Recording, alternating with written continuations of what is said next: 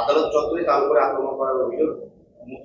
দেখুন, আমি আবার বলছি, এই বাংলাদেশের আজকের যে সরকার, তাদের উপরে আন্তর্জাতিক চাপ সৃষ্টি করা হোক,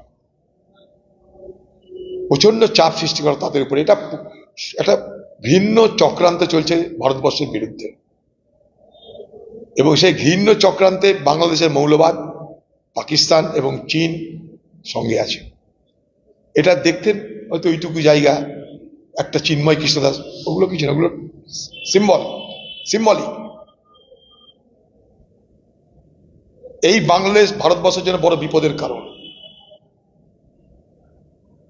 অনেক আগে বলেছি, আজও বলছি, আমরা পার্লামেন্টেও কতবার বলেছি, ভারতবর্ষের জন্য এই বাংলাদেশ আগামী দিনে ভয়ঙ্কর ভয়ঙ্কর ভয়ঙ্কর বিপদের কারণ হয়ে দাঁড়াবে। ভারতবর্ষের সরকার, রাজ্যের সরকার রাজনীতি না করে মিলে মিশে ভাবুন। মানুষ না থাকলে রাজনীতি থাকবে না, সমাজ না থাকলে রাজনীতি থাকবে না। আগামী দিনে ওরা চাইবে এক্সটেন্ডেড বাংলাদেশ। একটা জার্মানির শব্দ হচ্ছে লেবেনশ্রাম, অর্থাৎ বাংলাদেশের ভূগোল বাড়াতে চাইবে, যেমন আজকে Israel, Palestine, West bank, Golan Heights, এখন আরো ভেতরে ঢুকতে চাইছে, ভূগোল বাড়াতে চাইছে, ভূগোলের এলাকা বাড়াতে চাইছে। ঠিক আগামী দিনে বাংলাদেশ এই কাজটা করবে, তাদের ভূগোল বাড়াতে চাইবে। তাতে মুর্শিদাবাদকে দাবি করবে, তারা মালদাকে দাবি করবে, মিলিয়ে নেবে। এগুলো আমার কথা। এটা হচ্ছে লেবেনশ্রাম, একটা জার্মানির টার্ম আছে। অর্থাৎ তুমি তোমার ভৌগোলিক আকার আয়তন বাড়াও। আগামী দিনে এরকম বলতে পারে যে মুর্শিদাবাদে 70% মুসলমান আওয়াজ উঠাচ্ছে, অতএব এটা এক্সটেন্ডেড বাংলাদেশ। কারণ যখন স্বাধীন হয়েছিল ভারত পাকিস্তান, দুদিন পর মুর্শিদাবাদ স্বাধীন হয়েছিল। মালদা, দিনাজপুর ডিমান্ড করবে বাংলাদেশ আগামী দিনে। এগুলো হচ্ছে এক্সটেন্ডেড বাংলাদেশ, অতিরিক্ত অংশ বাংলাদেশের। এই ডিমান্ড আসবেই আসবে। যেমন আজকে নর্থ ইস্টের ডিমান্ড করছে, ঠিক একইভাবে বাংলাদেশ এটা অন্য যুক্তিতে ডিমান্ড করবে।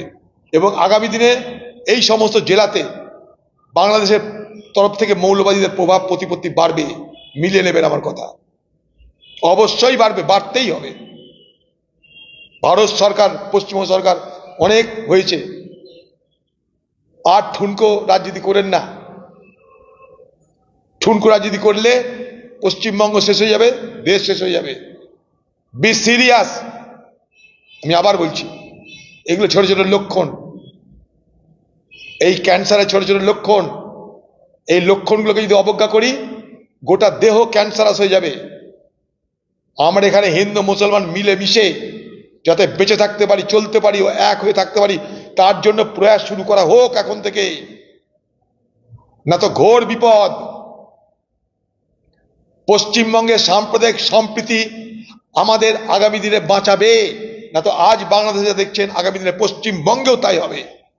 পশ্চিমবঙ্গে বাঁচানোর একটাই রাস্তা, সাম্প্রদায়িক রাজনীতি থেকে সরে আসুন।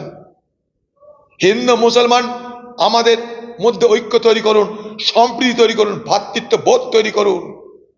এটাই পশ্চিমবঙ্গকে বাঁচানোর কথা ভাবুন। এখন বর্ডার, এটা মাথায় রাখবেন, ভয়ঙ্কর বিপদের দিন আসছে। আমি অ্যালার্মিস্ট নই, কিন্তু আমি বলে রাখছি, সকলের চিন্তা করা দরকার। ভৌগোলিক সীমানা বাড়াতেই হবে। মৌলবাদী এটা আগামী দিনে এই লাইন হবেই হবে। বাংলাদেশ যেভাবে পপুলেশন বাড়ছে, তাতে ওখানে কমজোর সব টার্গেট হিন্দুরা, তাদের জমি জায়গা কেড়ে নিচ্ছে কেন? সেখানকার মুসলমান সম্প্রদায়ের মানুষকে সেখানে অ্যাকোমোডেট করবে, মৌলবাদী মানুষকে অ্যাকোমোডেট করবে। কিছু রাহাজানি, কিছু, যেমন এখানে যেমন প্রমোটার আছে, বাংলাদেশে প্রমোটারের অভাব নেই।